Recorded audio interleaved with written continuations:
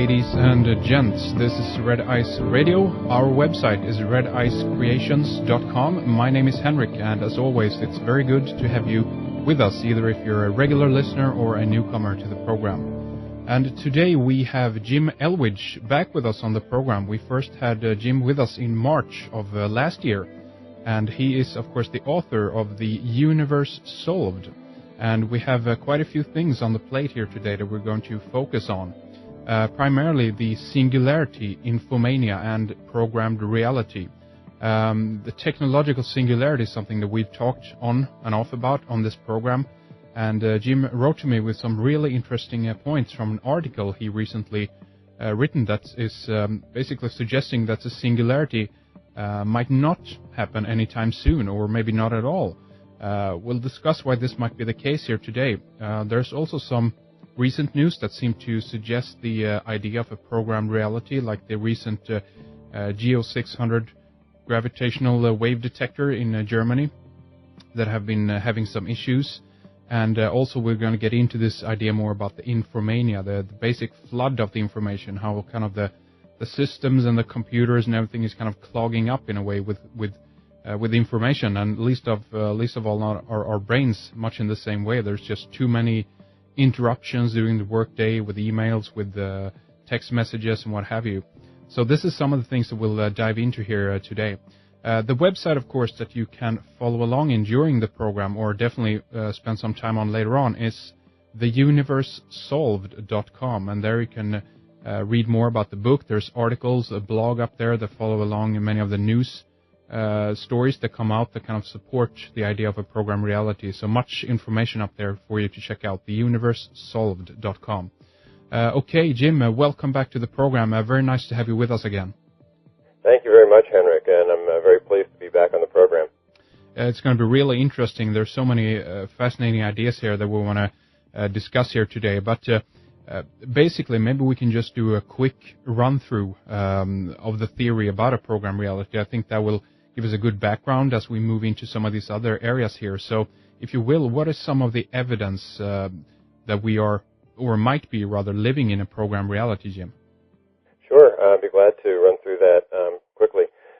Basically, the idea is that in a programmed reality idea, everything that you perceive is under program control or is generated by some computational mechanism.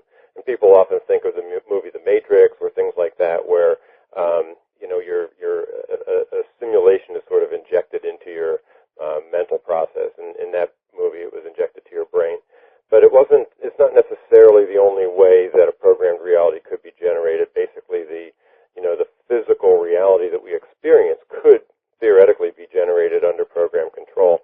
Nanotech provides several mechanisms to do that over the probably, I'd say, 60 to 80 year time frame. There's molecular assemblers which can generate almost any kind of matter or any kind of form of matter through a computational mechanism. And then there's a concept of the utility fog, which is a JSTOR's Hall concept, where you could have zillions of nanobots basically that are networked together and are able to reflect light in a certain way, or to sort of link physically and provide force against you. So you could theoretically not see them, and then under program control they could turn into a wall or a road to drive on or something like that. And these are some of the more kind of far out concepts of nanotech, but all things that could theoretically be accomplished within our technology within 60 to 80 years. The other sort of evidence that such a concept is possible just comes from video games. And if you go into an electronic superstore and you see some of the games that are running on TV these days, football, soccer games, skiing simulations, and things like that, they look so realistic that you can't tell the difference between those and a real sports event, for example. So we've gotten to the point already where we're fooling our visual senses in terms of alternate realities. We can if we could put on a device, goggles, if you will. Now I know that some of the virtual reality goggles aren't quite there in terms of resolution. explosion yet, but they're getting close. If you could put those on and experience this from a visual standpoint, you're completely or nearly completely fooled even now into thinking that you're in a different reality. From an audio standpoint, it's very easy to replicate what we experience in reality through headphones and high-quality sound reproductions. And then it's just a matter of the other senses. And this doesn't have to be done in a, kind of a tactile manner. It could, again, be done a la the Matrix with an implant in the brain, for example, that intercepts your sensory inputs and replaces them with something that's under program control. Brain-computer interfaces are, definitely a technology now that is being pursued rapidly. Yes. Blind people are able to see rudimentary grids of light and perceive motion through interface with small cameras. So it's, again, Moore's Law will make all of this stuff possible within 20 or 30 years. So the question has been, if it's possible in 20 or 30 years, if physical manifestation of reality is possible in 60 to 80 years, maybe it's already happening. In fact, there are a lot of logical arguments that it is already happening. One of the most common ones referred to is Nick Bostrom's simulation argument, and people can Google that on the web and find that paper. It's really well written, and it basically provides the logical argument that it's very likely that we're already living in a simulation. Then there's evidence from the fields of quantum mechanics. Basically, the nature of reality being discrete is very much like a computer program, or the way the world is modeled in say a role-playing game or something on a computer. The fine-tuned universe from the fields of cosmology, the way our universe is perfectly finely tuned, is very much evidence that it's designed in some way. Doesn't necessarily have to be under programmatic control, but it does kind of lend itself to the idea that it's under some sort of design concept. So all of these things, evidence from the field of philosophy, from quantum mechanics, from cosmology, and basically I would even put out there that all of these sort of scientific and metaphysical anomalies that exist are things that can be generated easily under program control. I could write a program, any good software developer could write a program that simulates these things, and it's really the only theory that explains all of them at once. So that's kind of in a nutshell a big chunk of the sort of categories of evidence that we're likely to live in a programmed reality. Yes. Again, as I mentioned before, Henrik, I'm not necessarily a 100% believer, but when I start stacking up the evidence, it sure seems like it's a very likely scenario. And I keep seeing more and more things that happen in our world and happen in the fields of science, discoveries. Thermodynamics is another area where people realize that space is filled with energy. Energy is equivalent to information, and space being information is basically just another way of saying that space is under program control. Really, really interesting. There's so much to that, and I definitely agree with you in regards to that. Something really weird is going on in that sense. We can, as you say, we can look at the composition of our own solar system, how the relationship between the moon, the sun, and the earth, how all of this seems, like a mechanism that someone almost, put into place there. How about the idea of a creator or a god in that sense? Is that something they also kind of incorporate into that whole theory or idea? Sure, and there, you have to be a little careful, I guess, about the use of the word God. I tend to separate it, by saying it's a God with a small g rather than a capital G. Right. Human civilization has evolved to accept religions that help people be comfortable with, with the idea of a creation, or help explain some of these things so people don't feel alone or isolated, and feel that, perhaps there's something to look forward to after death. I mean,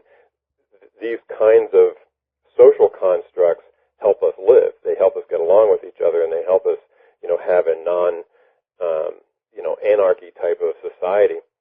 So that's one aspect of it. But when you talk about, if our world is created, who is it created by, would by definition be a god, and you could use that word in that term. So if it's some, programmer in some other galaxy that has created this simulation that we are living in, by definition, I would have to say that they could be our god. But I don't use that in the sort of religious sense of the word. I understand. Yep, gotcha. Okay, so let's talk about some of the more recent news here in regards to this the GEO 600, as it's called. Maybe you can just give us a brief background on what it is, but basically that gravitational wave detector in Germany and some recent events there that seems to suggest or give credence at least to the idea of programmed reality. Tell us more about that, Jim. Sure. Now, the GEO 600 is a gravitational wave detector in Hanover, Germany, and there are a number of those throughout the world. And what they're trying to do is develop very, very sensitive devices that can detect something that has yet to be detected, which is the idea of a gravitational wave.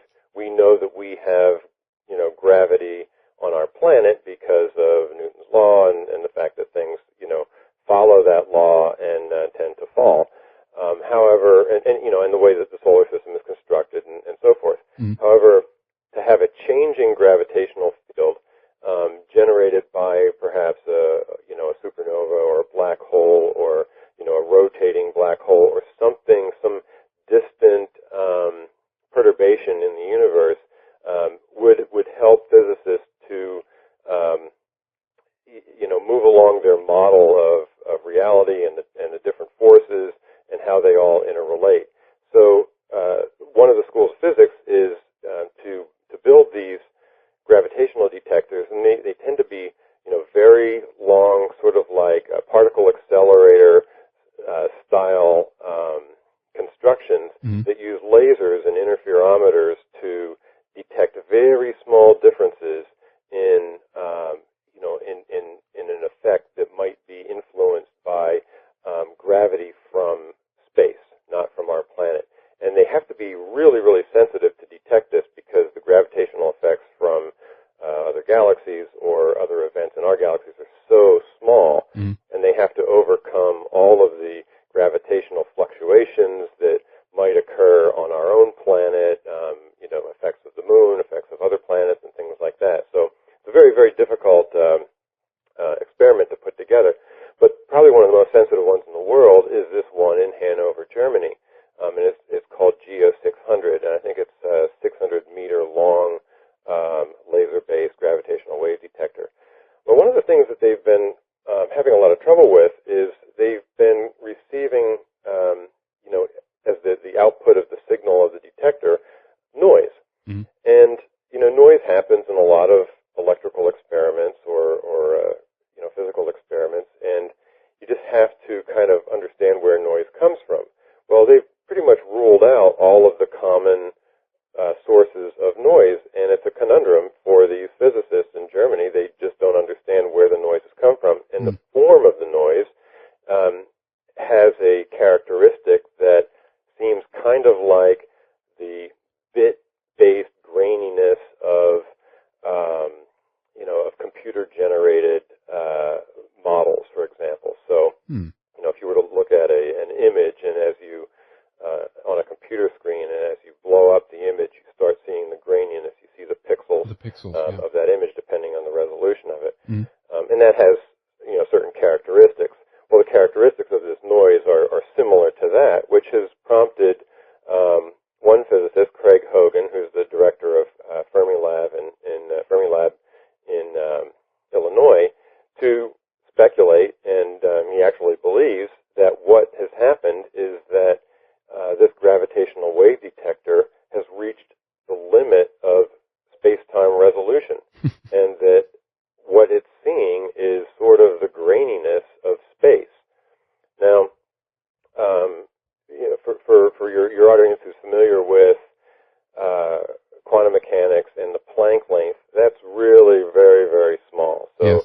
Yes. the Planck effects get down to, say, 10 to the minus 35th meters, 10 to the minus 43rd seconds. I mean, they're at levels that we can't directly detect by any kind of instrumentation. They're so small. They're known only from theoretical basis and, ways of inferring them from wavelengths of light and things like that. Mm. But this is actually being detected, and it's more in the realm of, say, 10 to the minus 16 meters. So it's 18 or 20 orders of magnitude different from what physicists have previously thought was sort of the limits of the granularity of space. Mm-hmm. So that's a curious thing, if this is true, that it is, due to the granularity of space.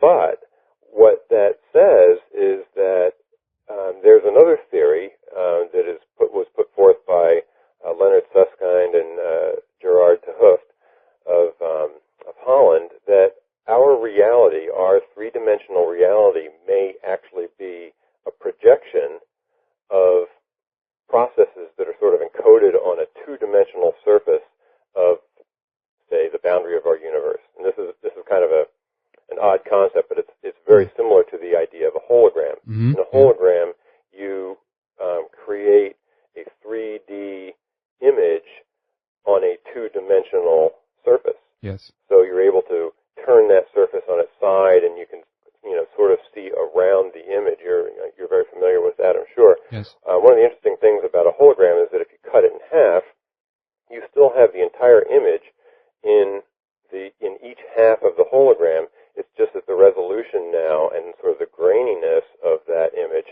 has increased. So the resolution has decreased, the graininess has increased by a factor of 2 if you cut it in half. And you can keep doing this and cutting the hologram into other pieces, and the smaller it gets, the image is still there, it just gets grainier and grainier. So what these two physicists are saying is that our reality might be a projection, like a hologram, of a two-dimensional reality. And Mr. Hogan, Dr. Hogan, director of Fermilab, has actually calculated that if this is true, the graininess that we might perceive in our three-dimensional world is actually higher than the Planck length. So it might be on the order of magnitude of what they're seeing at this gravitational wave detector. I hope I explained that well. Yes. But Yes. basically the idea is that we could be living in a big hologram, and this noise on this gravitational wave detector is just at the right kind of level and characteristic that might prove this theory. Because really, if we think about it in the context of a video game, there as well you have resolution, although we have a simulation of a 3D environment, but we have it in the width and length of the screen resolution that we have, obviously. But much in the same way, reality also actually should have a resolution, and I guess the debate here then is on what the length is, or the how high the resolution is, basically. But what you're saying here is that they've reached the limits already, and they're surprised that it isn't more, how should you call it, more fine than this, right? More detailed than this. Exactly. Yeah. Yeah, because the interesting thing is, and what people don't realize is that physicists really tell us that our space is not a continuous thing. I mean, we think of it as perfectly continuous. You look at the objects in your room, and you can always see something in between 2 points in time, or 2 points in space. And if it gets to the point where your eye is unable to resolve it because your eye has a limit of resolution, there's only so many sensory receptors in your retina. Yes. That creates a limit to the resolution that your eye can have. When you get to that point, you can enhance the ability to see things at finer and finer scales through microscopes and electron microscopes and so forth. But as deep as we probe into the world of the invisible, or smaller and smaller scales, everything still looks perfectly smooth and perfectly analog, if you will. But physicists tell us that when you get down quantized. Yes. So you can't even talk about anything that's in between 2 points in space. It's either here or it's there. It can't be in between. Right. And they also say that time is quantized by the same way, and the relationship between the space and the time quantization is the speed of light. So the time it takes for light to travel from one Planck length to another is the Planck distance, or the Planck time. So we think of time as moving along smoothly, and science has always used sort of a metaphor of a river. Time flows like a river, but it's not smooth like that when you really get down to these scales. Time chunks along like a CPU on a computer. It moves along at 10 to the minus 43rd seconds. Right. And in fact, what the logical conclusion of this model is that the universe is basically states of matter locked into this grid of space at the Planck length, clocking along at a frequency that is 1 over the Planck time, and changing the state at each time, in that frequency. So it's the logical conclusion is that our reality works just like a computer. Basically it changes states every jiffy, every 10 to the minus 43rd seconds, which is unbelievably small, but a good analog to that is just knowing how computer clocking works. It's the same way on a computer program. Right, but I guess the main thing here though is that we perceive this as being smooth or linear. We don't see the skips or the jumps in between here, so to speak, and it's all about also our perception of it, because we really have nothing else to compare with, right? If we let's say that we are in a computer program right now and never been outside it, we don't know much in the same way when they're living in the matrix. They're born into the system, so they cannot perceive themselves how it is outside that. Do you follow me? Absolutely, yeah. No, and that's a really good point. I mean, think of people sitting, who have never experienced a movie before, and they sit in front of a movie screen. Movies traditionally were clocked at only 24 frames per second, but your eyes and your brain kind of assimilate that and fill in the gaps between these time frames. So, yes. In other words, for us to perceive very smooth motion really only requires about 60 frames a second. It would look very choppy at 24 frames a second, so old movie projectors would flash the light on each frame 2 times, so that you would see each frame twice, and so there'd be 48 frames per second, and that was enough to get past that threshold of motion that our perception has. So we perceive motion with a very, very coarse granularity. So imagine how hard it is to perceive the granularity of space or the granularity of time. The only way we can do it is to think about it and to try to develop experiments that can probe that. And our experiments have gotten to the point where, we're probing things that are sort of 10 to the minus 16th meters, the size of the nucleus of the atom. Yes. But that's still very, very far from the theoretical graininess of reality. Indeed. Okay, so that's really interesting. So that's just one of these recent examples of what we're discovering. We're coming to the end or the limits of space and space-time, basically. Now, do you think, could it be possible though that this is just some kind of faulty machine part that is not measuring things correctly? I'm thinking also of course the Large Hadron Collider in CERN. They have similar problems there, that they started it up but have to replace parts, and they're not, I think, starting that up again until sometime during the summer this year, I think. Yeah, I think, to be honest, I kind of feel like they're going to find something. But then you have to ask the question, why did they discover something? There have been a lot of cases in scientific labs where one lab will perform the exact same experiment as another lab and get different results. Yep. And there has been quite a bit of research on this effect that lends to the idea that as clean as the experiment might be, the results of the experiment have something to do with the mentality of the experimenters. Absolutely. Whether they believe they're going to find something or don't believe they're going to find something seems to impact what they find. Yes. That's so, and that could be said in the context of all the experiments we do. I'm thinking of experiments that is involving in cold fusion. We have allegedly 2 guys that were managed to pull it off, many years ago, but since then, many of the skeptical parts of the scientific community haven't been able to pull it off. That's just one example. We don't have to dwell on that, but I see what you mean, definitely. Yeah, absolutely, and I think that's probably the best and most recent example. I think there have been, I read at one point, over 80 confirmations of Fleischmann and Pond's cold fusion experiment, yes. And yet there are some that don't confirm it.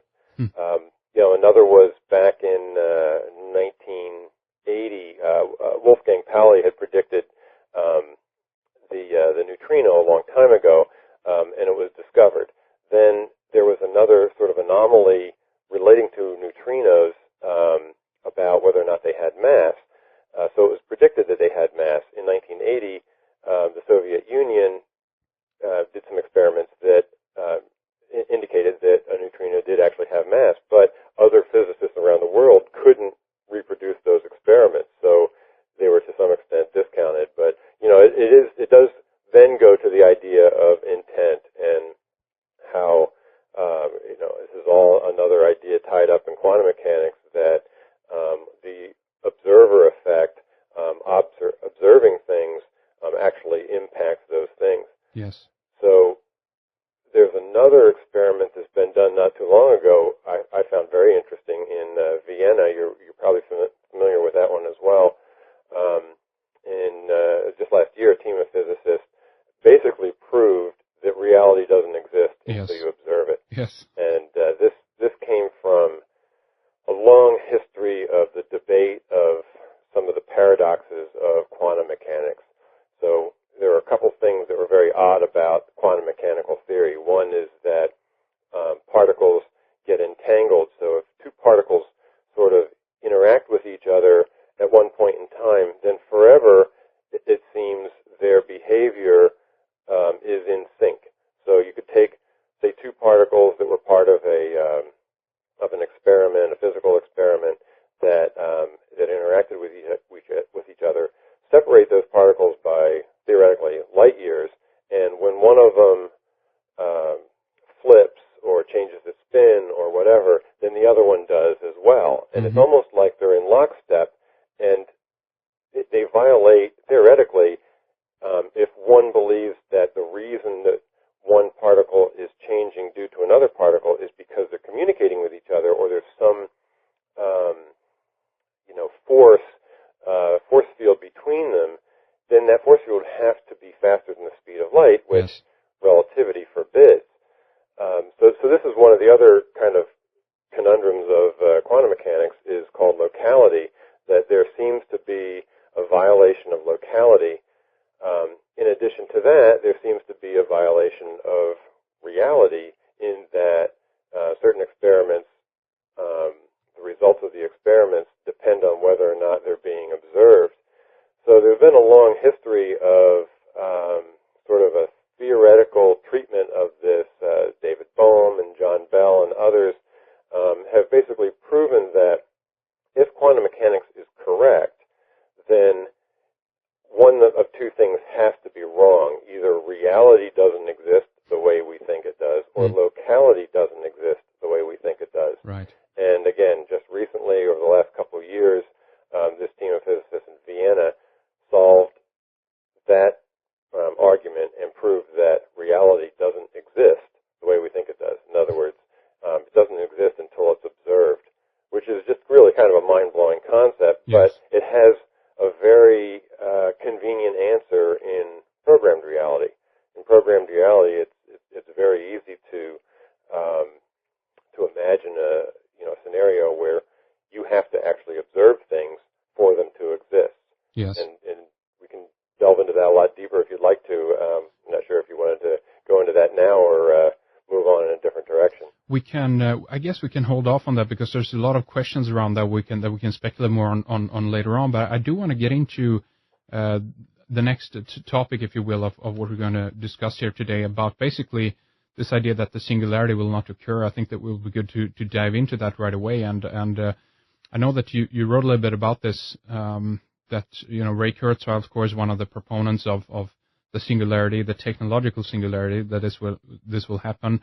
And then there's J. Ron Lanier, another guy who's talking. And as I understand it, these two guys have a little bit of not maybe dispute, but they're a little bit different in how they think that this will come about. Is that correct?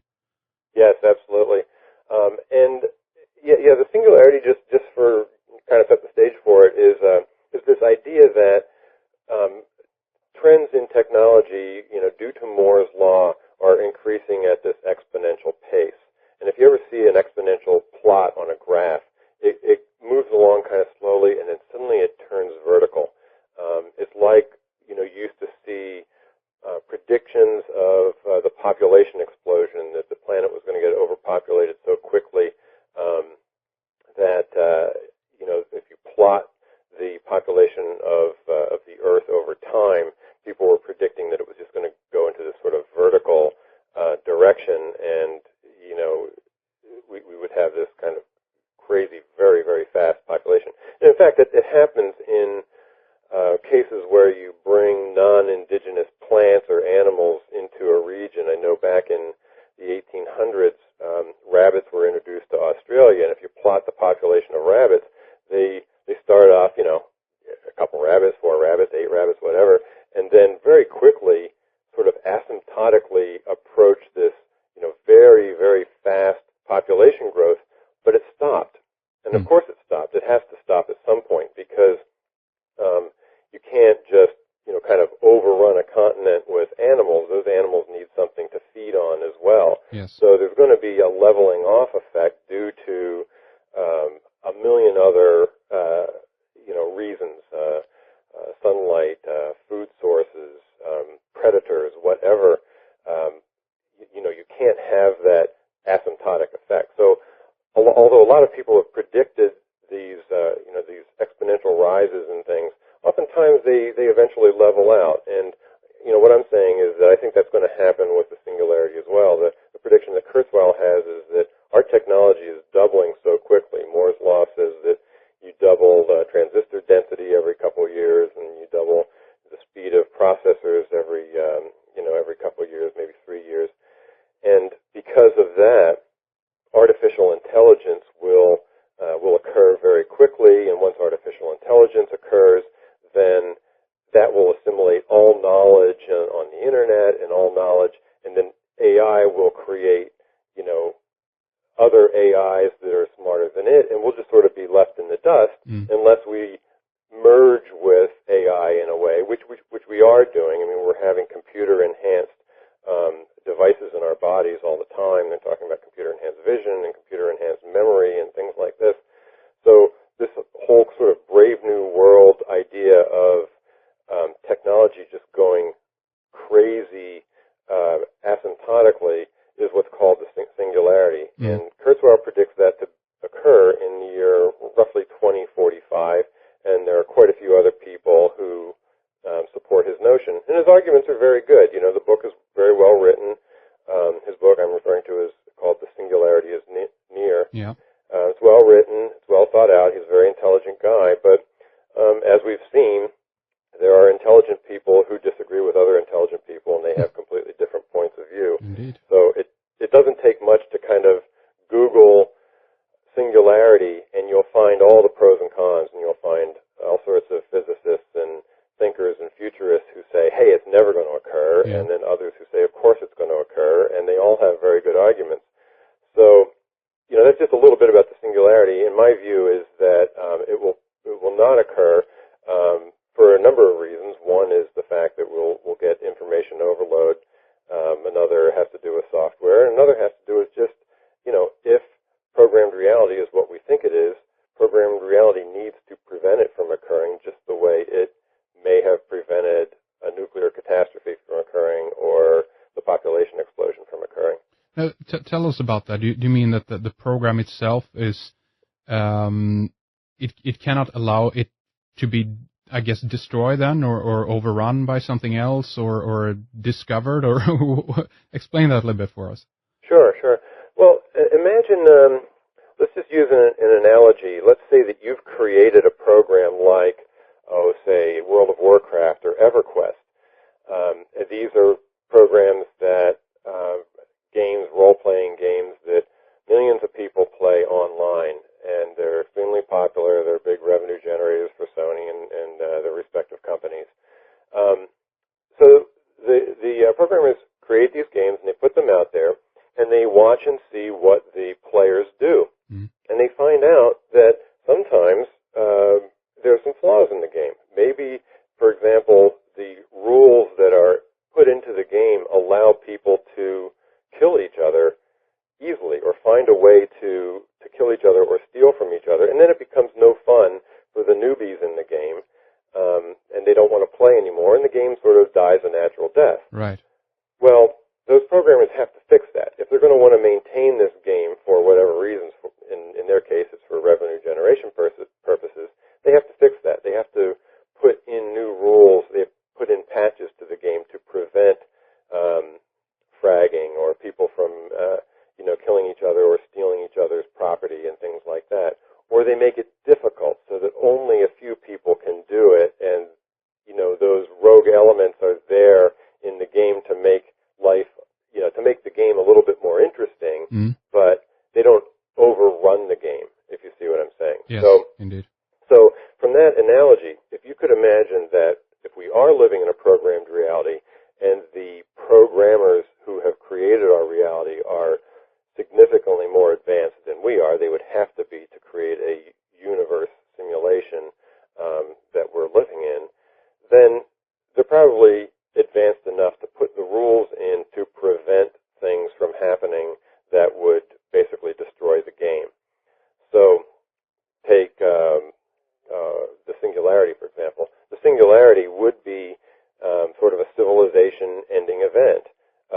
Maybe it doesn't end civilization, but it ends humanity as we know it. Yes. The only way to survive the singularity would be to merge with machines. So if not that is part of the program or whatever. I'm sorry. If that might not be the part of the program or whatever, right? It could be some kind of, because really, if we talk about it in these terms, we're really talking about it in the terms of experiments, and the programmers are really kind of free to do really what they want to do with us, right? Right, exactly. And so what could happen if the singularity occurs is that basically the game would have to end. So if the intent of the programmers is to keep this game going, or this reality going for some reason, then they can't let that happen. They can't let it end. So if you believe in this model, which I tend to do, then you have to believe that there can't be a civilization-ending event. It's always going to reverse. And if you look in history, you find that really has been the case. Back in the 60s, we were 2 seconds to doomsday. Somebody had created the doomsday clock, and it just seemed like it was inevitable. That the Soviet Union and the United States had their fingers on the button that would just send missiles to each other, and like the least little thing would cause that to happen. Yes. The least, the smallest, crisis or event might cause that to happen. And it just seemed like we were, right at the threshold of destroying the world. So did it seem that way during the Industrial Revolution, according to some people. And it seemed that way in the 70s with the specter of population explosion. Now it seems that way, over this century by global warming. Yes. People are talking about the end of civilization because of global warming. Mm. And then again, I read other things that may be reversing a little bit as well. Of course. So yeah. I guess my argument is that the reversal of these civilization-ending trends is going to be inevitable if there is a programmed reality. It has to happen, otherwise the game or the reality has to end. So it doesn't prove that we're in a programmed reality, but it lends a little bit of support to it, and it kind of explains why things tend to be the way they do. That's very interesting. That's really, really interesting. So in a way, things are balancing out themselves in order to keep the program running. I mean, one tends to wonder, though, even I guess the game must progress as well. I'm thinking about in the terms of technology. I mean, we're still in a situation then where we're kind of allowed to develop things. We're allowed to develop technology and make it go faster and explore in that area, of course. But what would you think? Well, I guess we can go into that idea then of how this is flattening out itself, because what you're saying is that there won't be a divine intervention here, so to speak, where someone comes in and change dramatically, patch the program or whatever, but things will automatically balance themselves out, right? So if we talk about this in terms of technology or the singularity, we're seeing this exponential growth all the time. But so this is something that you will see will slowly die out. Is that correct, or flattening the trend? Yep, I see it flattening. I see it flattening now. So for an example, the one of Ray Kurzweil's charts that's often used shows how long between different sort of paradigm shifting events occur. So evolutionary events, when did humans first walk upright? When was Homo sapiens evolved? When did we develop art? When did we develop symbolic thinking, writing, the wheel, printing, industrial revolution? All these, are sort of on a timeline. And he shows this very exponential timeline that kind of implies that we are heading toward a singularity, if you follow the timeline. However, the very recent paradigm shifting event was considered to be the World Wide Web, and the previous one to that was the creation of the personal computer. The time between those two was 13 years. So if we were really on this exponential track, the next major paradigm shifting event should have occurred around 2000, 2001. But there wasn't one. I mean, the kinds of things that we're talking about are a computer passing the Turing test, true artificial intelligence, or true creation of artificial life, or maybe, say, perfection of brain-computer interfaces or something like that. And those things are still a few years off. So, again, it's a small number of data points, but if you believe the singularity people, they would, we should have had that event already. But in reality, our next paradigm shifting event is probably going to be maybe 17 years after the World Wide Web, as opposed to the 13 years between PC and World Wide Web. So just by looking at that, things seem to be slowing down a little bit. Another big category of evidence for the slowing down of technology occurs, even clock rates in processors have been stuck at 3 gigahertz for a little bit, a little while. That's true. So there's just one other data point of evidence. But another thing I found interesting was I did a little research on, I was very curious to see how the performance of PCs has really increased over the years when you take into account the operating system and the software that you're running. So I looked at things like how long does it take for a PC to boot up? How long does it take to render a 3D model? How long does it take to run a spreadsheet or something like that? And it turns out those aren't moving exponentially. In fact, in some of those cases, PCs are slower than they used to be. Let me see, just looking for the results here. Okay, there's a benchmark comparison on the performance of 6 different Word versions over the years, Microsoft Word, and they summed up 5 typical operations. The fastest was Word 95 in 1995 at 3 seconds. Word 2007 was 12 seconds long. There was another article in PC World that compared the boot up time of a 1981 PC to that of a 2001 PC 20 years later, and the 2001 was 3 times slower than the one in 1981. And people will say, well, of course, MS-DOS was a small footprint, it didn't do that much. Right. But in terms of real productivity, does Vista really offer you that much more as an operating system than DOS did back then? Yeah, it offers some more, but does it offer exponentially more? Am I able to create a spreadsheet that much faster than I could back in 1981? The answer is no. So that exponential trend in terms of real use of computer power has flattened out. That's basically what you're describing there is the software and the clogging up of the software, and I think that either it was Ray Kurzweil or it might have been someone else who talked about this idea that here is where AI comes in, because the one who described this, we're talking about the fact that he recognized that our faulty area right now is the software, basically to run things faster, more efficient, to write software that is basically much better and run much better on the machines that we have. But that's a tricky area, though, because on one level, I guess we have to develop an AI first in order to even come to that point where an AI can begin to, regenerate itself or create generations of itself that is better and so forth. But do you think that will that create a leap forward if we come to the point where we even create AI, or do you think even that is something that never will happen? I think that will create AI. I mean, there was actually a recent competition where the computer, the program fooled, I think, 70% of the, I don't remember exactly what the percentage was, but certain fairly large percent of the of the auditors, which was almost enough to say that it passed the Turing test. So we're getting pretty close to the point where we can create an AI that is able to at least converse with people and fool you into thinking you're human. But it's not the same as saying that it can do everything that the human brain can do. No, exactly. I think that it's possible. I'm not sure. I don't think it's going to happen as soon as Kurzweil says that it will. Mm-hmm. But if it does happen, I would agree that it's probably going to speed up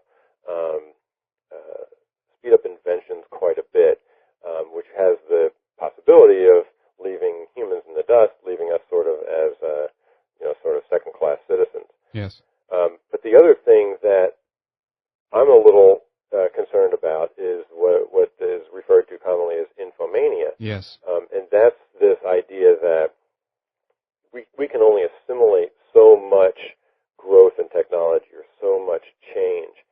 And we see that in the workplace. Intel did a study back in 1999 that showed that people were spending, I think, 2.9 hours per day processing emails.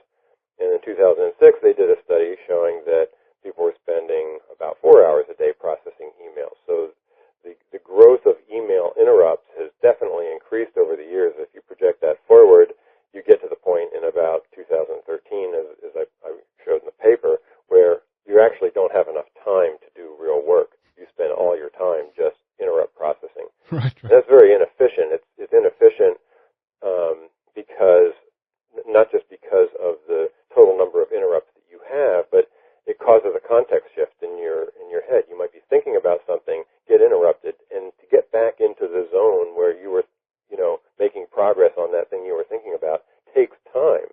So, we may have productivity tools that help reduce this effect, but we are no doubt reaching the limit of our brain's ability to assimilate change at a rapid pace.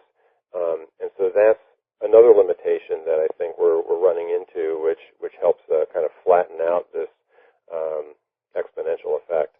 I definitely recognize that. I mean, and really, I'm thinking of a lecture I saw with a guy called Gerd Leonard or something like that, a German guy, German name.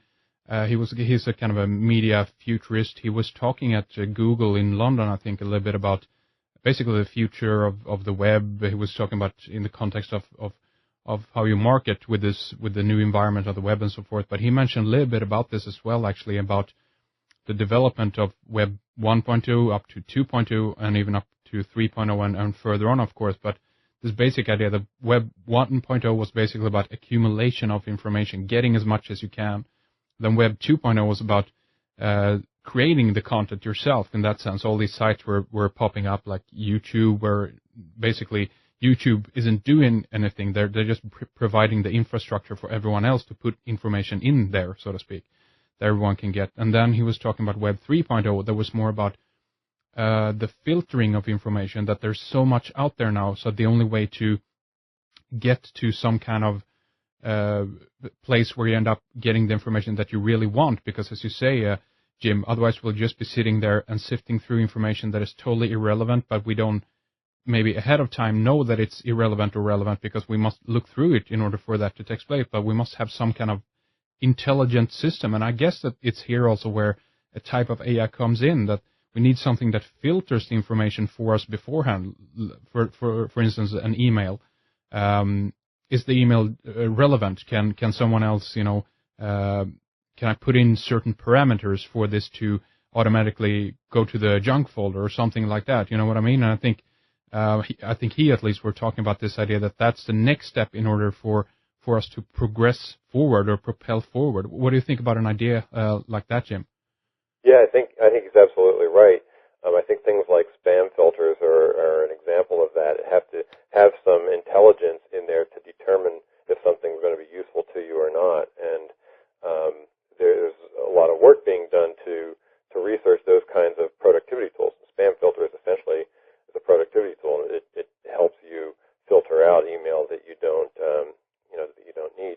So these are the kinds of things that are working against the tendency to be interrupt driven, and they have to happen. You're absolutely right. They have to happen for us to work better, to work more effectively, to work faster. But the interesting thing is that now you've generated an entire industry of filtering tools and productivity enhancement tools that have to occur for us to make any kind of progress at all in terms of our efficiency in how we develop things. Yes. And that's because technology has caused us to kind of reach our limits of attention span and ability to process things. So, yep, absolutely. Sorry, go ahead. And I guess also that this is where this idea comes in of their strive for something like, for instance, brain-computer interfaces, or something where we, for instance, must have ability to process information faster than. I mean, as you say, that the limits are kind of reached already in a way to make efficient workday or what have you. But we need to even make things faster and faster and faster and faster, and that creates, of course, something otherwise that you wrote, something other that you wrote about in your paper, which is just that, related to stress, which is related to the fact that we're so undermined with all this information, the flow of information that we end up doing nothing all day, and that creates stress, and we need to, as you wrote in your paper, we're sitting there with over lunch, for instance, and writing email or responding to someone, or we don't even allow ourselves to have the time to have a little space for ourselves anymore. We're available, we're online 24/7, 365 days around the year, right? Absolutely, and I don't know if you've noticed the same thing. I certainly have, and a lot of people that I talk to, I am in that industry, and I remember the days when a lunch period in the middle of the day was sort of a sacrosanct period. People, it was just assumed that you could take an hour off or even half an hour off and, take some time to ramp down from work and have a sandwich and not talk about work and so forth. And at the end of the day, you go home and you spend time with your family and you don't, talk about work, and you're not interruptible at the end of the day or on weekends. It's really different now. I go to meetings where there's a dozen people in the meetings, and they're all sitting there on their laptops processing other things while other people are talking. So they're not paying attention. Yeah. If you have 12 people in a room doing email on their laptop while somebody else is trying to carry on a conversation, then that's not productive work, and that's not productive behavior. Yeah. But that's the way things are.